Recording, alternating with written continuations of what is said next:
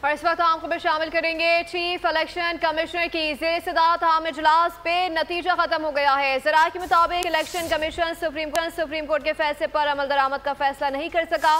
कानूनी टीम ने नए इलेक्शन तरमीमी एक्ट पर तफसीली ब्रीफिंग दी है।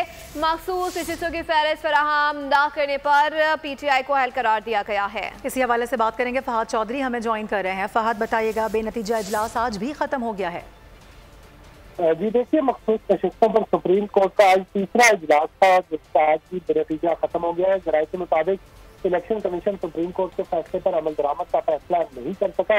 कानूनी टीम ने आज नए इलेक्शन तरमीमी एक्ट पर तफसीली ब्रीफिंग दी और अपनी तजावीज पेश की है। जराये के मुताबिक कानूनी टीम ने कहा कि कानूनी तौर पर मखसूस नशिस्तों की फहरिस्त फराहम न करने पर PTI इन नशिस्तों की अहल नहीं है और तंजीमी ढांचा न रखने वाली पार्टी के साथ खता किताबत की कोई कानूनी अहमियत नहीं है।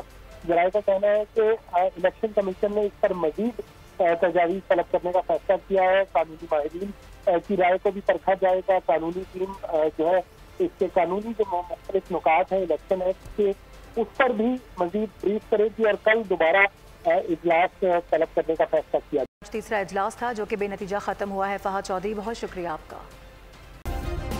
सब्सक्राइब करें और बेल दबाएं ताकि कोई खबर रह न जाए।